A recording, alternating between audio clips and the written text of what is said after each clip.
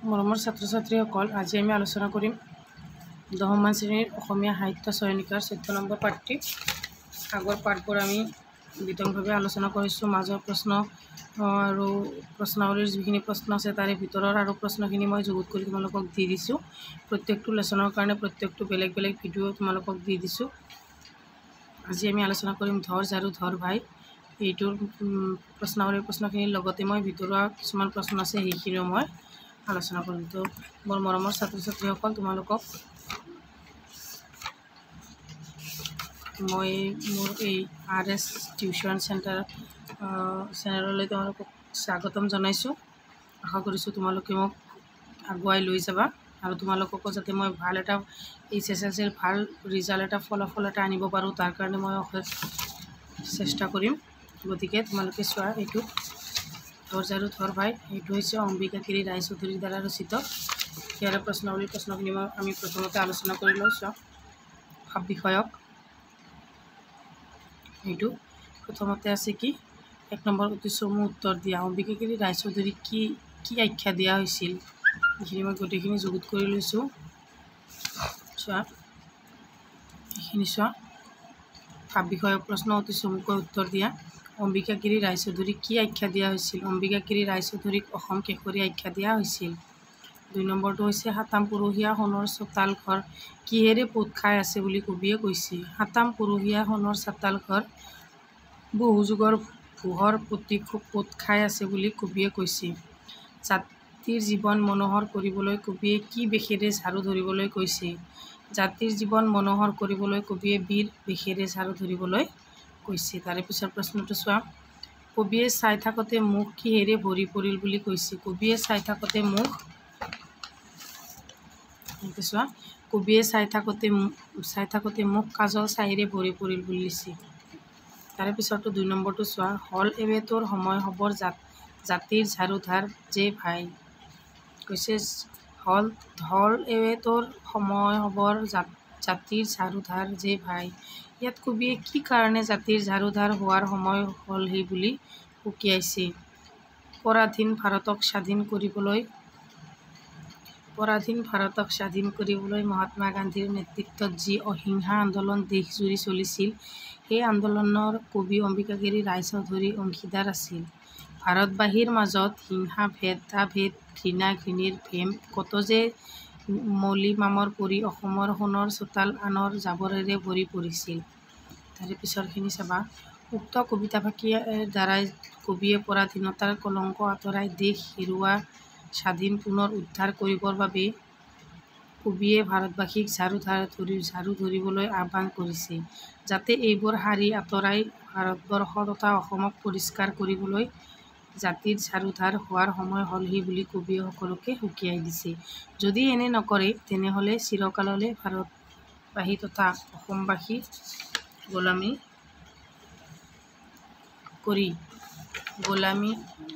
অসমবাসীয়ে গোলামী কৰি দুৰ্বিষহ জীৱন কটাব লাগিব। এতিয়া বুজি পাইছানে? তাৰে পিছৰ প্ৰশ্নটো চোৱা, নহ'লে যে বিশ্বসভাত নহ'ব তোৰ বহাৰ ঠাই। বিশ্বসভাত বহাৰ ঠাই পাবলৈ কবিয়ে কি কৰিবলৈ নিৰ্দেশ দিছে? কবিতাটিত ৰচনাৰ সময়ত ভাৰতবৰ্ষ ব্ৰিটিছৰ অধীন আছিল। পৰাধীন দেশে কেতিয়াও সুসভ্য জাতিৰ বিশ্বসভাত বহাৰ সুযোগ নাপায়। ভাৰতবাসীয়ে ইমান দিনে পৰৰ অধীন চলি পৰৰ গোলামী কৰি পৰৰ চৰণত পূজা সেৱা কৰি দিন অতিবাহিত কৰিলে। কিন্তু এতিয়া সকলোৱে ঝাৰুধাৰ হোৱাৰ সময় আহি পালহি। ঝাৰুৰে সাৰি পুচি ঘৰ দুৱাৰ চিকুণাই তোলাৰ দৰে আমাৰ মাজত থকা মলিস্বৰূপ পৰস্পৰ ভেদাভেদ হিংসা দ্বেষ থকা মলিস্বৰূপ পৰস্পৰ ভেদাভেদ ঘৃণা আদি নাইকিয়া কৰি সকলোৱে একগোট হৈ দেশখনৰ হেৰুৱা স্বাধীনতা ঘূৰাই আনিলেহে বিশ্বসভাত বহাৰ ঠাই পাব বুলি কবিয়ে কৈছে। তাৰে পিছৰ প্ৰশ্নটো চোৱা, এইটো আমাৰ বৰ ইম্পৰ্টেণ্ট প্ৰশ্ন। ধৰ ঝাৰু ধৰ ভাই কবিতাটিৰ মূল ভাৱ লিখা। এইটো তোমালোকে এটা কাম কৰিবা, যিবিলাক আছে আমাৰ কবিতাৰ যিটো মূল ভাৱ থাকে সেইটো লেচনত যিকোনো এটা লং কুৱেশ্যন আহক, যিখিনিয়ে মোৰ টানি টুনি লেটাৰ পোৱাৰ আশা কৰিছা সেইখিনিকহে কৈছোঁ, আৰু বাকী যিখিনিয়ে 90, 95, 100ৰ টাৰ্গেট কৰা সেইখিনিক মই কোৱা নাই। যিখিনিয়ে ভাবিছে যে মই টানি টুনি অসমীয়াত লেটাৰ পালেই হ'ল, এইখিনি ল'ৰা ছোৱালীৰ কাৰণে কৈছোঁ যে তোমালোকে এইটো লেচনৰ যিকোনো লং কুৱেশ্যন আহক তোমালোকে মূল ভাৱৰ পৰা অলপ হ'লেও তুলি দি থৈ আহিবা, একেবাৰে এৰি থৈ নাহিবা। গতিকে এইটো এটা ইম্পৰ্টেণ্ট প্ৰশ্ন। চোৱা, সকলো ধৰণৰ হিংসা, আয়োহা, গোলামী, পৰাধীনতাৰ পৰা দেশক স্বাধীন কৰিবলৈ একগোট হোৱাৰ আহ্বানে ধৰ ঝাৰু ধৰ ভাই কবিতাটোত সকলো ধৰণৰ হিংসা, আয়োহা, গোলামী, পৰাধীনতাৰ পৰা দেশক স্বাধীন কৰিবলৈ একগোট হোৱাৰ আহ্বানেই ধৰ ঝাৰু ধৰ ভাই কবিতাটোৰ মূল ভাৱ। দেশপ্ৰেমী কবি অম্বিকাগিৰি ৰায়চৌধুৰীদেৱৰ ধৰ ঝাৰু ধৰ ভাই কবিতাটোৰ ৰচনাৰ সময়ত তেওঁ দেশৰ স্বাধীনতাৰ কাৰণে যুঁজাৰ বাবে সশস্ত্ৰ কাৰাবাস খাটিবলগীয়া হৈছিল। যুগ যুগ ধৰি অসম তথা ভাৰতবৰ্ষ ইংৰাজ অধীনত আছিল। সেই সময়ত অসমৰ নিজস্ব ঐতিহ্য গৰিমা কালৰ বুকুত হেৰুওৱাৰ উপক্ৰম হৈছিল। জাতিৰ অস্তিত্ব বিপন্ন হৈ পৰিছিল। তথাপিও দেশৰ মানুহৰ জাতীয় চেতনা জাগ্ৰত হোৱা নাছিল। ইংৰাজৰ ভয়ত বহুতে তেওঁলোকৰ তলত গোলামীহে কৰিছিল। সেই সময়ত দেশৰ মানুহৰ মাজত হিংসা, ভেদাভেদ, ঘৃণা ঘৃণীৰ ভাৱ উপচি পৰিছিল। দেশৰ পৰা এই সকলোবোৰ দূৰ কৰি ভাৰতবৰ্ষক পুনৰ আগৰ দৰে স্বাধীন সোণৰ অসম বুলি গঢ়ি তুলিবৰ বাবে কবিয়ে দেশৰ সকলো নাগৰিকক ঝাৰুধাৰ হ'বৰ বাবে আহ্বান জনাইছিল। ঝাৰুৰে সাৰি পুচি ঘৰ দুৱাৰ চিকুণাই তোলাৰ দৰে আমাৰ মাজত থকা মলিস্বৰূপ পৰস্পৰ ভেদাভেদ, হিংসা, বিদ্বেষ, ঘৃণা আদি নাইকিয়া কৰি সকলোৱে একগোট হৈ দেশখনৰ হেৰুওৱা স্বাধীনতা ঘূৰাই আনিলেহে বিশ্বসভাত বহাৰ ঠাই পাব বুলি কবিয়ে কৈছিল। গম পাইছানে? চোৱা, তাৰে 5 নম্বৰ প্ৰশ্নটো চোৱা, 5 নম্বৰত ব্যাখ্যা দিয়া আছে। তোমালোকে কিতাপখন উলিয়াই ল'বা আৰু মোবাইলটো ওচৰত লৈ বহী কলম লৈ লিখিব আৰম্ভ কৰিবা। 5 নম্বৰটো চোৱা, ব্যাখ্যা কৰা। হিংসা, দেহৰ ভেদাভেদ, ঘৃণা ঘৃণী, স্বাৰ্থ ভেমৰ কত যে কি মলি মামৰ, ভৰি জাতিৰ জীৱন যায়। এনেকৈ লিখি ল'ব প্ৰথমতে। উক্ত কবিতাফাঁকি আমাৰ পাঠ্যপুথিৰ অন্তৰ্গত কবি অম্বিকাগিৰি ৰায়চৌধুৰীদেৱৰ দ্বাৰা ৰচিত ধৰ ঝাৰু ধৰ ভাই কবিতাটোৰ পৰা তুলি দিয়া হৈছিল।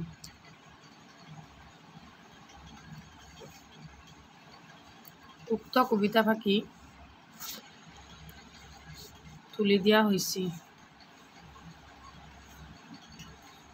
দেশৰ মানুহৰ মাজত হোৱা স্বাৰ্থৰ সংঘাতৰ কথা কোৱাৰ প্ৰসংগত উক্ত ফাঁকি লিখা হৈছিল।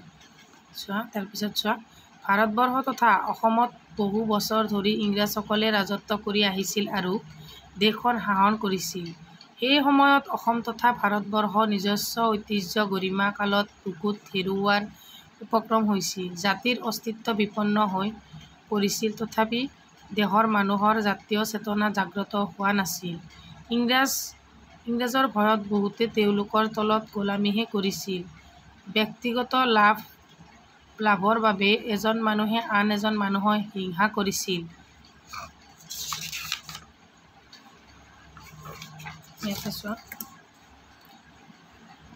দেশৰ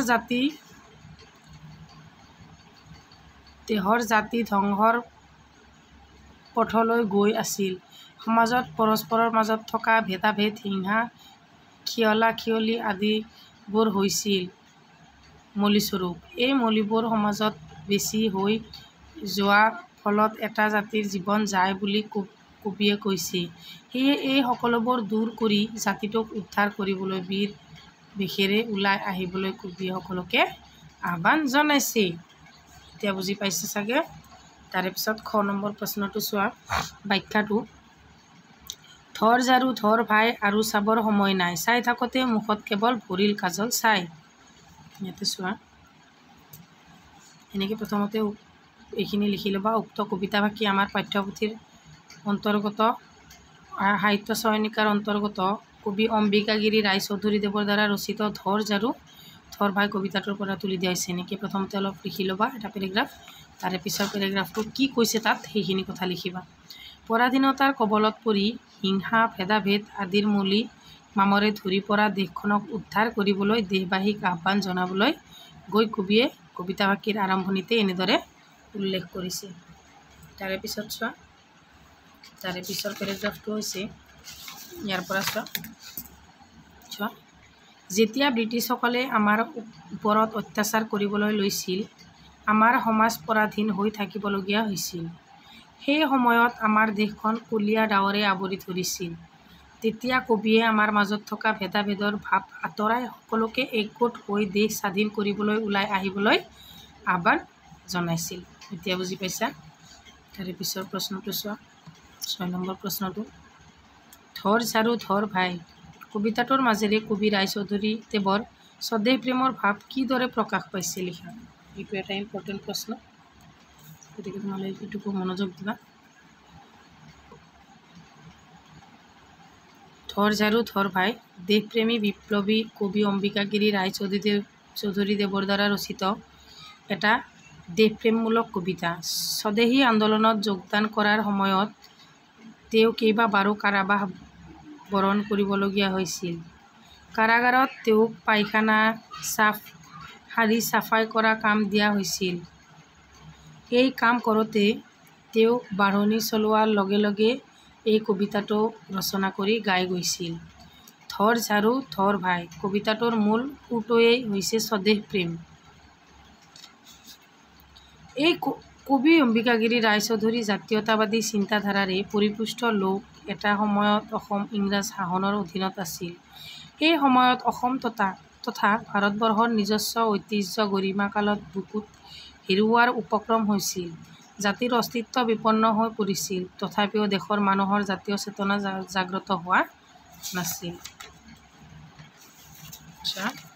কি হৈছিল? মানুহৰ জাতীয় চেতনা জাগ্ৰত হোৱা নাছিল। চোৱা, ইংৰাজৰ ভয়ত বহুতে তেওঁলোকৰ তলত গোলামীহে কৰিছিল। স্বাৰ্থপৰতাৰ প্ৰশ্ৰয় দি ইংৰাজৰ হকে কাম কৰি বহু অসমীয়াই এনে কাৰ্যৰে নিজৰ গাতে কালিমা সানিছিল। কবি ৰায়চৌধুৰীৰ দেশপ্ৰেমিক মনে এইবোৰ কথা সহিব পৰা নাছিল। মহাত্মা গান্ধীৰ নেতৃত্বত দেশজুৰি চলা স্বাধীনতা আন্দোলনৰ তেওঁ অক্লান্ত বৰ্মী আছিল। আন্দোলন কৰি কাৰাবাস খটাৰ সময়ত ৰচনা কৰা কবিতাটোত সেয়ে তেওঁৰ দেশপ্ৰেম উজ্জ্বলি উঠিছে। কবিয়ে উদাত্ত কণ্ঠেৰে অসমীয়া জাতিক আহ্বান জনাইছে সকলো বেয়া পৰিহাৰ কৰি দেশৰ স্বাধীনতাৰ হকে যুঁজিবলৈ। ঝাৰুধাৰেৰে কেনেকৈ ঘৰ চোতাল চুক কোণ সাৰি পুচি পৰিষ্কাৰ কৰে, ঠিক সেইদৰে অসমৰ মানুহে নিজৰ মাজত থকা হিংসা ভেদাভেদবোৰক দলিয়াই পেলাব লাগে আৰু জাতিৰ অস্তিত্ব ৰক্ষাত আগভাগ ল'ব লাগে। নিজৰ জাতিটোক এনে আহ্বান কৰিয়ে জনাব পাৰিছিল কেৱল তেওঁৰ স্বদেশপ্ৰেমিক মনটোৰ বাবে। সমগ্ৰ কবিতাটো কেৱল স্বদেশ প্ৰেমৰ ভাৱেই ঠাহ খাই আছে। বৰ ইম্পৰ্টেণ্ট এইটো। তাৰে পিছত চোৱা, ভাৱ সম্প্ৰসাৰণৰ পৰা চোৱা, 1 নম্বৰত কি দিয়া আছে,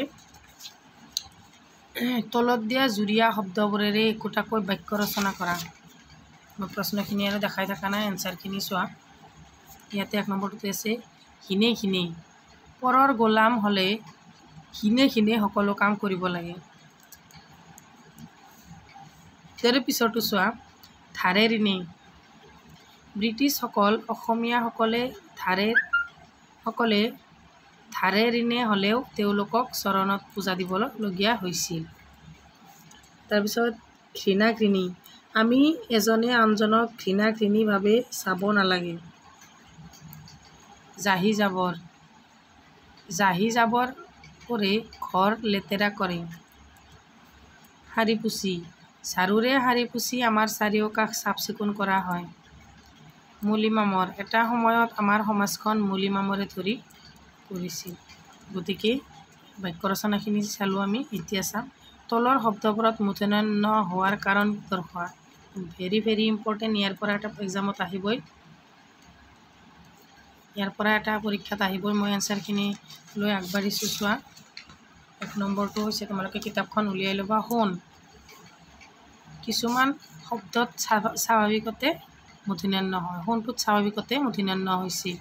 তাৰে পিছৰটো চাবা ঘৃণা একেটা পদতে থকা ৰি আৰু মূৰ্ধন্য হৰ পাছত থকা দন্ত্যান্ন মূৰ্ধন্য হয় তাৰমানে কি একেটা শাৰীতে যদি তোমাৰ ৰিকাৰ হৈছে ইয়াতে ৰিকাৰ বা মূৰ্ধন্য হ যদি থাকে তাৰে পিছৰ দন্ত্যান্নটো সদায় কি হয় মূৰ্ধন্য হয় ইয়াতে ৰিৰ পিছত মূৰ্ধন্য দন্ত্যান্ন আছিল কাৰণে এইটো মূৰ্ধন্য হৈছে তাৰে পিছত ঋণ ঠিক একেটাই কথা ইয়াতো প্ৰয়োগ হৈছে একেটা পদতে থকা ৰি আৰু ৰি হৰ পাছত দন্ত্যান্ন মূৰ্ধন্য হয় ইয়াতে ৰি আছে ৰিৰ পিছত থকা দন্ত্যান্ন আছিল দন্ত্যান্নটো মূৰ্ধন্য হৈছে এতিয়া বুজি পাইছা বুজি নাপালে মোক কমেণ্টত জনাবা তাৰপিছত আছে 3 নম্বৰটো বিপৰীত শব্দ এইটো পৰীক্ষাত ইয়াৰ পৰাও এটা আহিব বিপৰীত শব্দ লিখা ঘৃণা ঘৃণাটো কি হ'ব আদৰ স্বাৰ্থ নিস্বাৰ্থ জীৱন মৰণ বীৰ ভীৰু ইয়াৰ পৰাও এটা অহাৰ চান্স আছে পৰীক্ষাত ইয়াৰ পৰা নহ'লে যিকোনো কিতাপৰ পৰা আমাক যিকোনো এটা বিপৰীত শব্দ লিখা দুটা আহিবই আমাৰ পৰীক্ষাত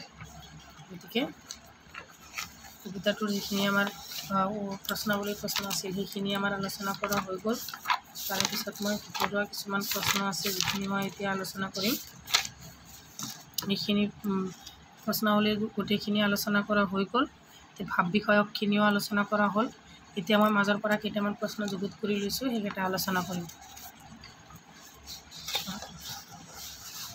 এইখিনি একদম ইম্পৰ্টেণ্ট প্ৰশ্ন থৰ ঝাৰু থৰ বাই কবিতাটোৰ মূল বাৰ্তা কি ইম্পৰ্টেণ্ট থৰ ঝাৰু থৰ বাই কবিতাটোৰ মূল বাৰ্তা হৈছে কি থৰ ঝাৰু থৰ বাই কবিতাটোৰ মূল বাৰ্তা হৈছে জাতিৰ ভিতৰতে থকা ভেদ হিংসা আৰু ঘৃণাৰ পৰিষ্কাৰ কৰি সকলোৱে একতাৰ সন্মুখীন হ'ব লাগিব কবিয়ে সৰ্বসাধাৰণক আহ্বান জনাইছে যে তেওঁলোকৰ মনৰ মল মুক্তি কৰি একতা আৰু শান্তি স্থাপন কৰিবলৈ যে মনোযোগ কৰে তাৰে পিছতো চোৱা কবিতাত ঝাৰুৰ অৰ্থ কি আছে এইটো ইম্পৰ্টেণ্ট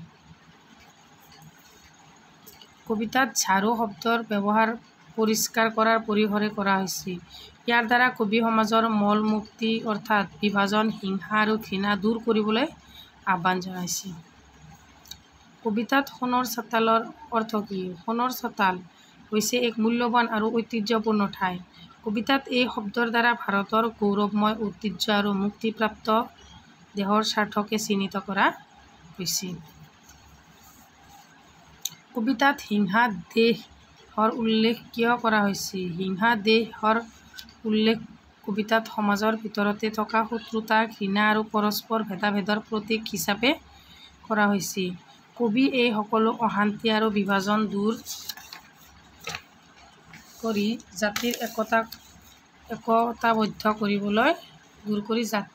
জাতিক একতাবদ্ধ কৰিবলৈ আহ্বান জনাইছিল তাৰে পিছৰ প্ৰশ্নটো চাবা চুকে কোণেৰ অৰ্থ কি হৈছে চোৱা চুকে কোণে অৰ্থাৎ সকলো ঠাইতে আৰু কবিতাত এই শব্দৰ দ্বাৰা কবি উল্লেখ কৰিছে যে হিংসা আৰু ভেদাভেদৰ সমস্যা সমাজৰ ভিতৰতে সকলো ঠাইতে পৰিষ্কাৰ কৰিব লাগিব তাৰে পিছৰ প্ৰশ্নটো চোৱা ইম্পৰ্টেণ্ট প্ৰশ্ন এইটো কবিতাত স্বাধীনতা সংগ্ৰামৰ কি প্ৰভাৱ দেখা গৈছে কবিতাত স্বাধীনতা সংগ্ৰামৰ প্ৰভাৱ পৰিস্ফুট হৈছে য'ত কবি ভাৰতৰ পৰাধীনতাৰ পৰিপ্ৰেক্ষিতত হিংসা বিভাজন আৰু ঘৃণা দূৰ কৰিবলৈ একতা আৰু দেশপ্ৰেমৰ আহ্বান জনাইছে তাৰে পিছৰ প্ৰশ্নটো চাবা কবিতাত বিশ্ব সভাত ইয়াৰ উল্লেখ কিয় কৰা হৈছে বিশ্ব সভাত ইয়াৰ উল্লেখৰ মাধ্যমে কবি চাফা ফেৰাৰ ঘৃণা আৰু বিভাজনসমূহ পৰিষ্কাৰ কৰি দেশক সমগ্ৰ বিশ্বত এক গৌৰৱময় স্থান লাভৰ আহ্বান জনাইছে গতিকে মই 7টা ভিতৰুৱা প্ৰশ্ন তোমালোকৰ লগত আলোচনা কৰিলোঁ গোটেইখিনি প্ৰশ্ন আমাৰ আলোচনা কৰা হৈ গ'ল এতিয়া নেক্সট ভিডিঅ'ত আমি আলোচনা কৰিম বিষাদৰ যোগ কথাকেইটাৰ পৰা ইয়াত এইটো উল্লেখ কৰা হৈছে লিখক হৈছে চি ভট্টদেৱ এইটো এটা ইম্পৰ্টেণ্ট লেচন এইটোৱে আমাৰ এইটোৰ পিছত আৰু আমি এটা লেচন থাকিব গতিকে এইটো লেচনৰ কুৱেশ্যন আমি নেক্সট ভিডিঅ'ত লৈ আহিম মোৰ মৰমৰ ছাত্ৰ ছাত্ৰীসকল তোমালোকে যদি মোৰ ভিডিঅ'বোৰ গোটেইখিনি চাব বিচৰা তেতিয়াহ'লে মোৰ এই চেনেলটো ছাবস্ক্ৰাইব কৰি লৈ প্লে'লিষ্টত গৈ মোৰ অসমীয়াৰ গোটেইখিনি চেনেল পাই যাবা। আস্তে আস্তে মই গোটেইকেইখন কিতাপৰ ভিডিঅ'বোৰ লৈ আহিম, নোটছ পাতি, আৰু তোমালোকক ফাইনেল এক্সামৰ MCQ লৈ মই যুগুত কৰিম। গতিকে এতিয়া তোমালোকক মেথছৰ আৰু অসমীয়াৰ ভিডিঅ'খিনি চালু কৰি আছোঁ। অসমীয়া আৰু দুদিনমানৰ ভিতৰতে মোৰ শেষ হৈ যাব। তাৰেপিছত মেথছৰ ভিডিঅ' সদায় পাই থাকিবা এটাকৈ। গতিকে তাৰে মাজে মাজে ছ'চিয়েল ছায়েন্স আৰু ইংলিছ গ্ৰামাৰ, এছামিজ গ্ৰামাৰৰ ভিডিঅ'বোৰো তোমালোকে পাই থাকিবা। গতিকে চেনেলটো ছাবস্ক্ৰাইব কৰি ল'বা আৰু ভিডিঅ'বোৰ যিমান পাৰা শ্বেয়াৰ কৰিবা। Thank you so' much.